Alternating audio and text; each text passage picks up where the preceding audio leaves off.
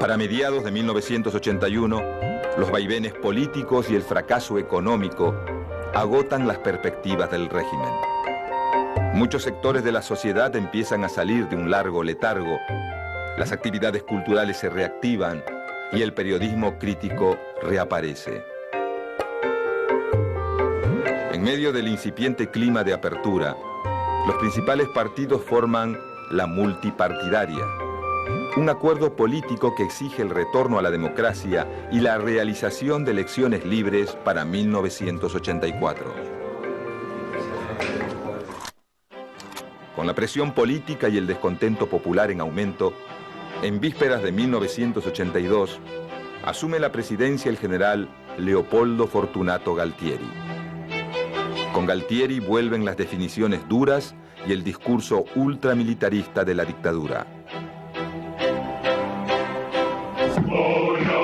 Una tradición de patria, una vocación de servicio, una causa justa. Nuestro ejército, fiel a sus nobles orígenes, fiel a su vocación irrenunciable y fiel a su ideal argentino, cumplirá con su deber. El perfil autoritario de Galtieri no es bien recibido por la sociedad, que busca fervientemente el retorno a las instituciones democráticas. Cuando la crisis política comienza a fermentar, el 30 de marzo de 1982, un acontecimiento sorprende a los miembros de la Junta. Frente a la Casa Rosada, bajo la consigna Paz, Pan y Trabajo, gruesas columnas de trabajadores protagonizan la primera gran movilización sindical contra la dictadura. La protesta es brutalmente reprimida. 3 días más tarde, los militares argentinos lanzan su segunda gran campaña para recuperar el respaldo de la población. En la mañana del 2 de abril de 1982, después de un corto combate, tropas de la Armada Argentina toman el control de las Islas Malvinas. Apropiadas por los ingleses desde hace 150 años, las Malvinas son el símbolo de la soberanía usurpada, la patria ultrajada. Su recuperación era un proyecto largamente acariciado por los militares. El descontento de la población y los reclamos de los partidos políticos terminan por acelerar los tiempos de la operación. El éxito del desembarco vuelca rápidamente la opinión de la sociedad. Miles de argentinos se congregan por primera vez en Plaza de Mayo para dar su apoyo al gobierno. Hasta los sectores más críticos de la dictadura adhieren a la cruzada. Si quieren venir, que vengan, les presentaremos batalla. El sentimiento nacional vuelve a ser manipulado como en el Mundial, pero esta vez con consecuencias trágicas. El 2 de mayo de 1982, el submarino nuclear HMS Conqueror, perteneciente a la Royal Navy, dispara 3 torpedos sobre el crucero General Belgrano, que se encontraba navegando fuera de la zona de exclusión. Como resultado del ataque, mueren 323 soldados argentinos. La guerra ha comenzado. Luego de un mes de negociaciones fallidas, la primera ministra inglesa Margaret Thatcher vuelca todos sus esfuerzos a la recuperación de las islas. Naciones Unidas y el gobierno norteamericano a cargo de Ronald Reagan apoyan la ofensiva británica. Mientras la guerra estalla, la euforia popular sigue en aumento. El gobierno de Galtieri estimula el ánimo de la población y convierte la guerra en una gran causa nacional. Los medios de comunicación alientan el triunfalismo, brindando en muchas ocasiones noticias falsas.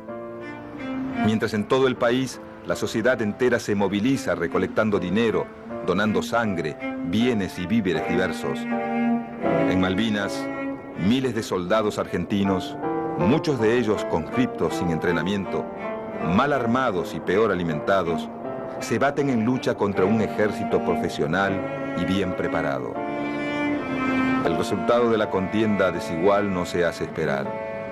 Tras casi un mes y medio de intenso combate, las tropas británicas toman el control de las islas. El 14 de junio de 1982, el comando argentino se rinde. El fracaso de Malvinas reaviva el conflicto interno en la Junta Militar.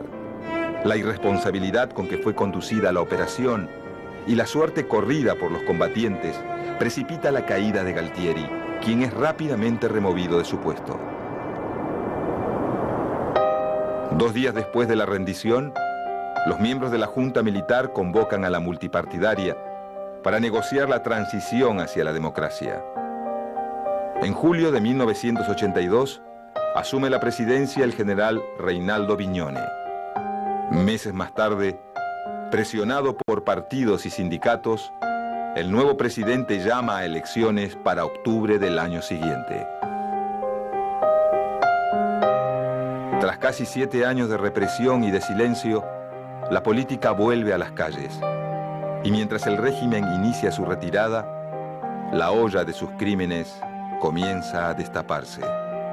En medio de la creciente ola de acusaciones, los militares intentan su última jugada. En los primeros meses de 1983, el presidente Vignone decreta la destrucción de todos los archivos existentes sobre secuestro, tortura y desaparición de personas. Pese a las críticas, en el mes de septiembre, a escasos días de las elecciones, el gobierno dicta la ley 22.924 de pacificación nacional, que establece una amnistía para todos los miembros de las Fuerzas Armadas que habían participado de la represión ilegal.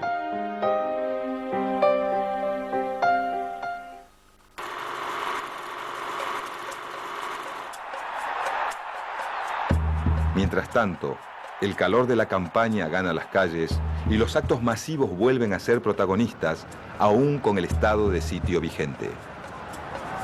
Finalmente, el 30 de octubre de 1983, los ciudadanos concurren masivamente a las urnas.